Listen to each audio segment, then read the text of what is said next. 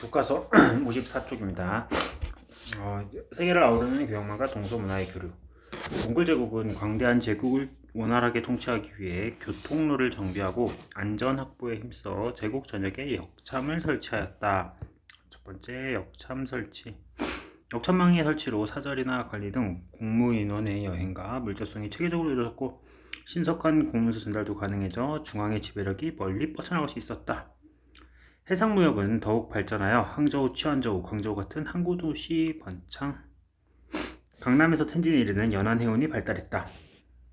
이 시기 이슬람 상인의 육로와 해라를 오가면서 원거리 무역 주도, 교역망이 확대되었고 몽골 제국은 강력한 군사력과 이슬람 상인의 협력에 힘입어 몽골 시대의 평화, 팍스 몽골리카라고 불리기도 했습니다. 몽골 시대 때 이 유라시아 대륙 엄청 넓지. 지금 보면은 유라시아 대륙 전체가 평화로웠다, 그런 이야기죠. 동서양에 걸친 원거리 여행도 활발해져 카르피니와 같은 교황의 사절들이 여기서 출발을 해서 이 몽골까지, 그리고 상인인 마르코폴로, 이븐 바투타 등이 중국을 다녀갔다. 자, 각각의 인물들 한번 지도에서도 확인해 보세요. 카르피니, 이븐 바투타, 마르코폴로. 마르코폴로가 쓴 책 동방견문록, 이븐 바투타의 여행기. 이러한 왕래와 교류를 통해 중국의 화약, 나침반, 인쇄술 등이 서양에 전파되었고 이슬람의 천문학과 수학 등이 중국에 전해졌다. 곽수경은 이슬람 역법의 영향을 받아 수시력을 만들었고 중국의 회화는 페르시아의 세미라에 영향을 끼치기도 했습니다. 자, 패자라는 건데 아까 없었습니다. 역참 이용에 필요한 통행증입니다. 이 패자를 가진 사람은 역참에서 말과 마차, 식량 등 숙소를 제공받을 수 있었습니다. 자, 다음 페이지 넘어가겠습니다. 여기는 저번에 했어요. 우리 지난주에 했던 거고 쭉쭉 넘어가서 자, 58쪽입니다. 명청시대의 정치변화, 명나라의 성립. 14세기 중엽에는 중국 각지에서 원의 지배에 저항하는 농민번기가 잇따랐다. 명을 세운 주원장도 가난한 농민 출신으로 홍건적의 반란에 가담했다가 강남 일대의 반원 세력을 규합하여 강남 일대의 그 지주들, 돈이 많았던 그 부자들과 결합을 하여서 명을 세우고 황제 자리에 올랐다. 그러니까 처음에는 홍건적이었다가 나중에는 홍건적에서 탈퇴해버립니다. 왜? 이 사람들과 결탁하기 위해서였겠죠. 자, 이어서 그는 몽골을 북으로 쫓아내는 데 성공하고 한족 왕조를 부활시킵니다. 그 나라가 바로 명나라입니다. 태조 홍무제는 첫 번째 민중교화를 위해 유교를 반포합니다. 유교 여기 있네요. 홍무제가 반포한 유교리로 부모에게 효도하고 윗사람을 존경하며 항리 사람들과 화목하고 자손을 잘 교육하고 저마다 하는 일에 만족하고 잘못을 저지르지 말라, 뭐 이런 이야기네요. 각지의 학교를 세우고 과거제를 정비했다. 또 두 번째로 토지대장과 조세대장 겸 호적대장, 부역황책, 어린도책을 마련하였습니다. 어린도책 여기 나옵니다. 토지 면적과 모양, 조세 액수, 토지 소유주의 경작자 등을 기록한 토지대장인데 그 형상이 물고기의 비닐과 닮았대서 어린도책이라고 부릅니다. 뭐 이런 모양으로 됐다 해가지고 물고기 비닐처럼. 이를 바탕으로 세금과 요역을 징수했다. 관리의 수탈을 줄이고 농민이 직접, 자 이거 중요합니다. 농민이 직접 조세 징수와 치안 유지를 담당하는 이갑제 시행. 자, 아까 이갑제 얘기했죠. 이장호, 돈이 많은 농민이었어요. 이 사람들도 지주들 뭐 양반 이런 게 아니죠. 관리들이 아니죠. 인접한 110호를 일로 편성하여 부유한 10호는 이장호, 나머지 100호는 갑소가 돼서 이장호 1호와 각 갑의 갑소가 10년에 한 번씩 돌아가며 1, 2, 1갑의 징세 사무와 이런 걸 담당했다. 얘네들이 이걸 관리하면서 농민들이 이렇게 징수를 하면서 관리들의 수탈을 방지하려고 했던 게 이갑제입니다. 그는 황제 강화를 위해서 승상제를 폐지하고 중앙정부를 직접 통솔하면서 모든 정부와 권력이 황제에게 집중. 늘어난 황제의 업무를 보조하기 위해 황제의 고문 역할을 하는 대학사. 아까 얘기했죠. 정확한 명칭은 내각대학사. 홍무제는 몽골을 방어하기 위해 북방에 자식들을 배치하고 이때 배치했던 자식 중에 하나가 아까 얘기했던 이 사람이에요. 자기 조카네 쫓았던 그 황제 영락제. 동남연안 지방에는 해금 정책을 취해 일반인의 해상무역을 금지하고 조공무역만 허락하였다.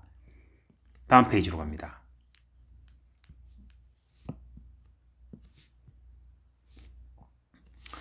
자, 그 영락제입니다. 그 배치됐던 원래 이쪽에 배치됐다가 나라를 뺏었죠. 그 얘기가 빠져 있는데 하나만 더 그러고 보니까 빠진 게 하나 있다. 이 명나라라는 나라는 중국 최초로 남쪽에서 시작해서 북쪽을 지배하게 된 거야. 아까 강남 지방에 지주랑 결탁했다 했잖아. 남쪽에서 시작했습니다. 명나라는. 그리고 북쪽으로 치고 올라가서 북쪽에 있는 원나라를 쫓아내고 중국 전역을 통일한 나라입니다. 그동안 생각해봐. 중국에 우리 많은 나라를 했는데 중국 통일했던 뭐 진나라, 한나라, 또 수나라, 당나라, 많은 나라인데 대부분 북쪽에서 시작했었거든. 남쪽에서 시작한 나라가 없었어요. 근데 명나라가 최초입니다.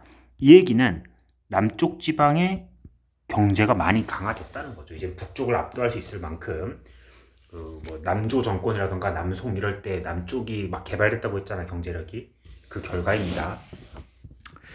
자, 황제의 위상과 명예 국력은 영락제 때 이르러 절정에 이르렀다. 영락제는 자금성을 건설하여 베이징으로 수도를 옮깁니다. 그 전에 주원장 때는 이 남쪽에 남경에 있었습니다. 거기다가 옮긴 거예요. 남경이 수도이다가 베이징으로 수도를 옮겼다. 공부할 때 그 각 국가의 수도들도 한 번씩 보세요. 중국 왕조들의. 황제가 직접 군대를 이끌고 수차례에 걸쳐 북쪽의 몽골을 공격하였으며 남쪽의 베트남까지 점령하였다. 북쪽의 몽골을 공격하고 베트남 점령. 영락제는 한간 정화에게 여러 차례 대규모 항해를 추진하게 했다. 이를 통해 명은 국력을 과시하면서 동남아와 인도 및 아프리카 동해안까지 진출하여 조공체제 확대에 꾀하였다. 명의 쇠퇴. 명은 중기 이후 무능한 황제 밑에서 한간이 득세하여 정치적 혼란이 심했다. 북쪽의 몽골과 동남 해안의 외국 북로 남해를 비롯해 외부 위협과 이를 막기 위한 만리장성 보수는 막대한 재정 부담을 초래. 16세기 후반 내각 대학사 장거정은 이 혼란에서 송나라의 왕안석처럼 일조편법을 전국으로 확대한 등 재정개혁을 성공적으로 실시했다. 일조편법 내용 한번 봅니다. 전국적인 토지 조사를 토대로 세분화되어 있던 토지세와 잡다한 유역을 통합하여 각 호의 토지와 성인 남자 수에 따라 은으로 내게 한 세제. 자, 일조편법 내용도 한번 봅니다. 여러 세금, 그동안 세금 종류가 너무 많은데 이걸 두 가지로 통합한 겁니다. 하나는 토지세와 하나는 성인 남자 수. 이걸로 통합해서 뭘로 냈다? 은으로 납부하는 제도가 일조편법입니다. 그의 사후 다시 재정난은 발생했다. 더구나 임진왜란 출병과 여진족과의 전쟁 등으로 재정 부담이 크게 늘고 17세기 들어 만주 지역의 여진족이 강력한 위협으로 등장했다. 이에 대처하기 위해 세금을 가혹하게 징수하자 곳곳에서 농민봉기가 일어났고 이자성의 군대가 베이징을 점령하며 명은 멸망하였습니다. 정화의 항해, 아까 얘기했던 거죠. 정화의 배, 이게 뒤에 게 정화의 배예요.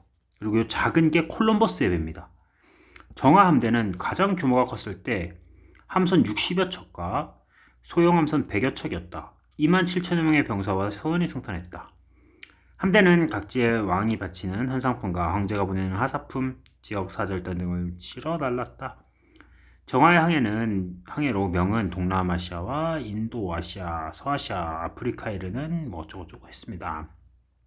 규모가 비교가 안 되죠. 그 정도로 명나라의 국력이 강했다. 이렇게 보면 되겠습니다. 자, 내용 뭐 중요한 거 많이 했습니다. 다시 한번 얘기하지만 공부할 때 지도도 확인 같이 해야 됩니다. 이런 지도들도 앞에 또 포함해서 전부 다. 자, 여기까지 하도록 하겠습니다.